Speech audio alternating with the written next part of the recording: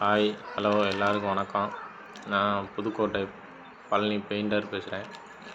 இந்த வேலை எங்கள் ஊர் வேலை, என்னோடய வேலை. பிடிச்சிருந்தா லைக் பண்ணுங்கள், சப்ஸ்கிரைப் பண்ணுங்கள், கமெண்ட் பண்ணுங்கள், எல்லாருக்கும் ஷேர் பண்ணுங்கள்.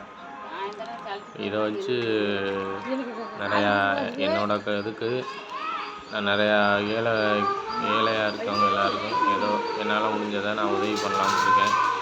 ஆனால் யூடியூப்பில் எனக்கு சப்ஸ்கிரைபர்ஸ் அதிகமாக இல்லை.